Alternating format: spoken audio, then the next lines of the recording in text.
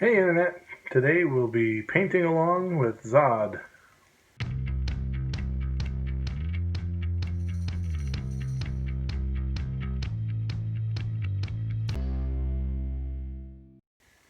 Alright, now this originally was designed as a video to thank our Patreon supporters, and so if you are seeing this in the first round, we appreciate your support very much, and if you're seeing it after it's published later, then welcome and check out that Patreon. But today we are continuing the challenge of search your name and paint a random mini that's inspired by that image search of the first 10 images that come back. So in the main part of the challenge, in the other video, which I'll put up here. No, we'll try up here. We'll see if it's up here. This is the first video where I'm trying to make that thing appear and appear. Do it. Abracadabra. There we go. And hopefully it's on the right side. If it's not, then that'll be learned for next time. But we painted up a robot penguin because if you search for Gunter, the first 10 images are all the penguin from Adventure Time. And so we also drew a random mini for our Patreon supporters, and this one was Zod.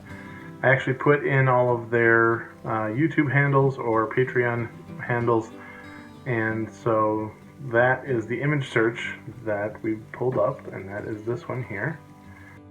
And I went on the top to the right, and that green one, I decided that Zod should have a kind of jungle swamp feel to his armor, and that's what we're going to try and paint today.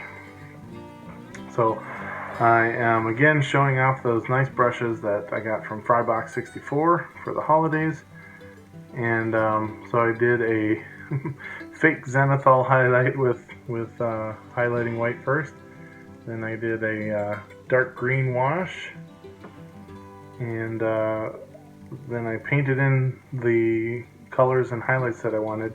I was really happy that the metallic green where he got swamp on himself was actually kind of shinier, and I did some highlighting that was rudimentary if you look up close, but actually adds a lot to the mini if you're giving it a fair distance. And I like how the cloth remained looking like cloth. It didn't also turn plasticky or shiny or unrealistic. And so here is our finished Zod. So the other thing that you guys are getting early access to if you're a Patreon supporter or you've supported us on Buy Me a Coffee is that we are going to be updating our format for these challenge videos as well as for a couple of the other formats. Alright, so our new formula is going to look something like this. I'm going to do that little greeting before the musical intro, and then we'll have a longer intro about what the video is going to be about, and then we're going to be switching our challenges so that we roll up the next challenge during the previous video at the end rather than doing that all in the one video. So in this case, if the challenge was Google yourself, we would have rolled that in the last video, and we would start right in with the project at the beginning of the video, and then at the end of this video we would roll our dice for the next challenge.